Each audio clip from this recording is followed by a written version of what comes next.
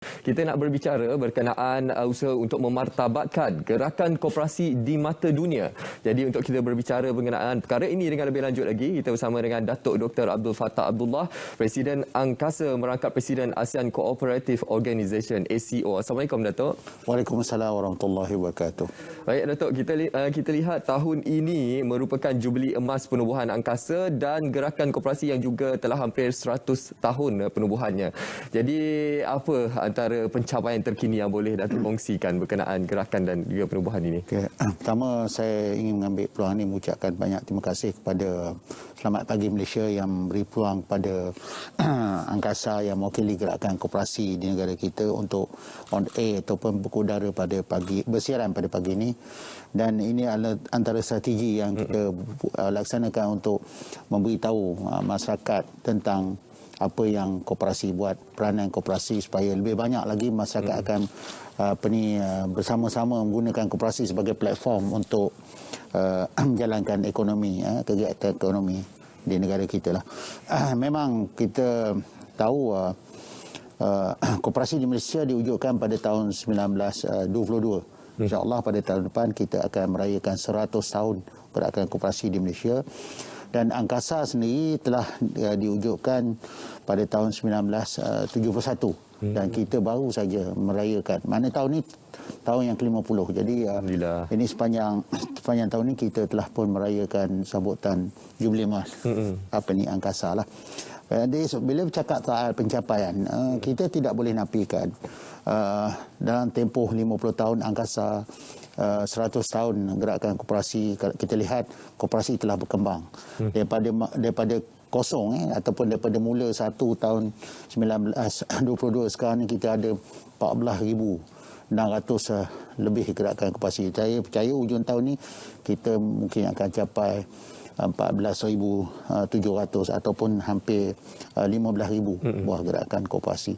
Jadi ini dari segi pencapaian, dari segi number dan dari segi sumbangan pada perolehan koperasi. Dilihat koperasi sebagai contoh pada tahun 2020 perolehan gerakan koperasi melebihi 40 bilion dan sebelum ni tahun 2019 45 bilion dan sasaran pada tahun 2025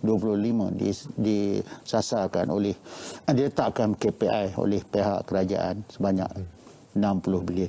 Jadi ini pencapaian dari segi turnover. Dan kita kalau tengok aset gerakan koperasi sekarang dah mempunyai aset lebih daripada 150 bilion. Ini satu gerakan yang besar dan ini kejayaan yang kita lihat selain daripada 7.1 juta rakyat Malaysia yang menjadi ahli gerakan koperasi. Itu kita tak kira lagi yang secara langsung terlibat. Maksudnya anak ahli koperasi dan juga mereka yang menyumbang kepada pembangunan aktiviti koperasi di seluruh negara. Jadi jumlah tu saya percaya besar lah. Itu antara pencapaian-pencapaian yang cukup besar dan pastinya ia akan memberi impak yang cukup besar kepada gerakan koperasi dan juga angkasa sendiri. Selain itu juga Datuk, ada satu lagi pencapaian yang cukup membanggakan. Saya difahamkan Datuk telah dipilih sebagai Naib Presiden Ikatan Koperasi Kebangsaan Asia Pasifik ICAAP.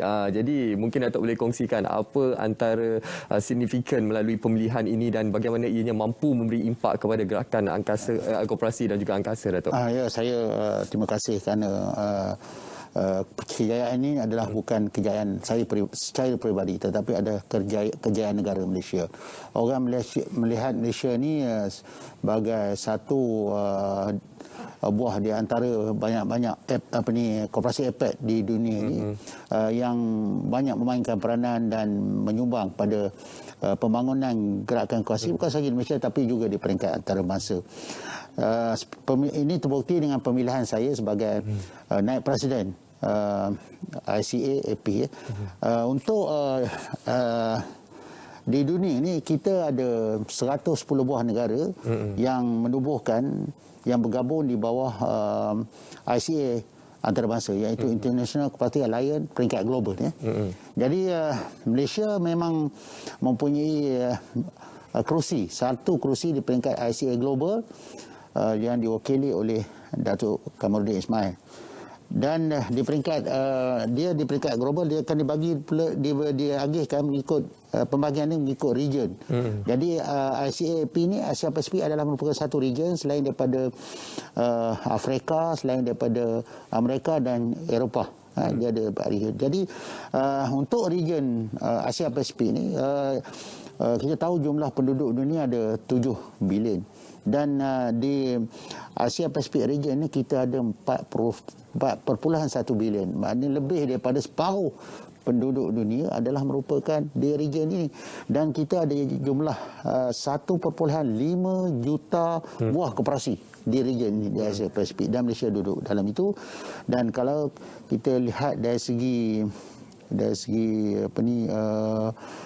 potensinya, potensi ahli koperasi, tadi jumlah koperasi kita ada 700 juta ahli koperasi. Jadi kalau berasaskan kepada prinsip koperasi, kerjasama antara koperasi-koperasi, lepas tu kerjasama antara ahli koperasi, maknanya kita di Ratau ini kita mempunyai pasar yang besar. Kenapa saya kata begitu? Untuk masa akan datang, saya percaya mana-mana organisasi ataupun dari segi koperasi yang punya jaringan ataupun networking di peringkat antarabangsa, insyaAllah dia akan koperasi negara mereka itu boleh kita bawa untuk meluaskan pasaran di peringkat antarabangsa. Ini salah satu daripada kekuatan Malaysia. Dan saya adalah merupakan orang Malaysia yang kedua selepas almarhum Khawaja Aziz. Khawaja Aziz dulu pada tahun 1970-an ataupun awal 80-an dia pernah duduk sebagai naib presiden. Kemudian saya sekarang adalah merupakan orang Malaysia kedua lah. Kalau dari segi Pahang, ini orang pertama lah. Saya berasal daripada Pahang lah. Jadi orang yang pertama. Jadi dengan pengiktirafan ini saya percaya saya akan boleh bawa koperasi di Malaysia ni ke pesada antarabangsa. Dan selain daripada itu, saya juga suka maklumkan sebenarnya ramai di antara ahli lembaga angkasa yang duduk di peringkat antarabangsa dah. Dan ini saya percaya ini adalah peluang pada kita untuk mewujudkan jaringan supaya kita boleh luaskan pasaran produk dan perkhidmatan yang ada di koperasi-koperasi yang ada di Malaysia yang berjumlah 14,000 tadi. Dan untuk angkasa ni kita telah pun mengenal pasti di peringkat antarabangsa ni kurang-kurangnya ada 4 produk. 4 produk yang kita ketengahkan supaya kita dapat pasarkan di peringkat antarabangsa lah. So pastinya dengan pengiktirafan ini kepada Datuk sendiri, ianya pastinya akan memberi impak dan juga membawa aspirasi gerakan koperasi ke mata dunia. Jadi mungkin Datuk boleh kongsikan juga, Datuk, dari segi matlamat dan juga usaha-usaha untuk mengantarabangsakan gerakan koperasi ini, Datuk. Okey, seperti mana yang saya sebutkan tadi, kita akan mempromosikan 4 produk mana yang kita dibawakan ataupun ditengahkan di peringkat antarabangsa. Salah satunya ialah produk halal. Ini kita tahu di dunia market untuk produk halal ni terlalu besar. Betul. Itu pertama. Kedua ialah produk patuh syariah, kewangan patuh syariah. Juga salah satu daripada produk yang mendapat permintaan ataupun pertanyaan dan menarik minat lah banyak koperasi di peringkat antarabangsa. Ketiga ialah macam kita akan perkenalkan macam mana di Malaysia kita mewujudkan pelapis ahli koperasi ataupun kooperator pada masa akan datang, iaitu koperasi sekolah. Dan satu lagi ialah koperasi komuniti berasaskan kepada masjid, iaitu koperasi karang masjid. Kita tahu di dalam dunia ini umat Islam adalah merupakan salah satu daripada komuniti yang terbesar dalam dunia, dan kita ada negara OIC. Jadi ini antara produk-produk yang kita akan pasarkan ke peringkat antarabangsa. Dan sebenarnya kita tak sekali koperasi sekolah, kita telah pun mendapat permintaan, banyak permintaan daripada negara-negara yang ingin merujuk macam mana kita menyediakan, macam mana sekolah Malaysia ada koperasi. Jadi ini antara produk-produk peringkat antarabangsa yang kita telah perkenalkan. Dan apa yang saya hendak, apa yang saya harapkan ialah sokongan daripada koperasi-koperasi di Malaysia, bukan setakat sokong untuk saya mengetuai angkasa, itu bukan saya, tetapi menyediakan produk-produk supaya kita boleh angkasa ni hanya berperanan sebagai orang kata perintis jalan saja, tapi pengisian tu mestilah dibuat oleh gerakan koperasi lah. Okey, kita dah dengar banyak pencapaian yang telah dikecapi. Apapun kita ingin ucapkan tahniah kepada Angkasa Gerakan Koperasi dan juga kepada Datuk sendiri atas pencapaian yang cukup membanggakan. InsyaAllah kita bersama-sama mendoakan semoga Gerakan Koperasi dan juga Angkasa berjaya menempa nama di peringkat antarabangsa dan juga mampu berdaya tahan walaupun dalam tempoh jua krisis dan juga pandemik yang melanda. InsyaAllah. Jadi terima kasih kita ucapkan kepada Datuk Dr. Abdul Fattah Abdullah, Presiden Angkasa merangkap Presiden ASEAN Cooperative Organisation. Terima kasih Datuk. Terima kasih.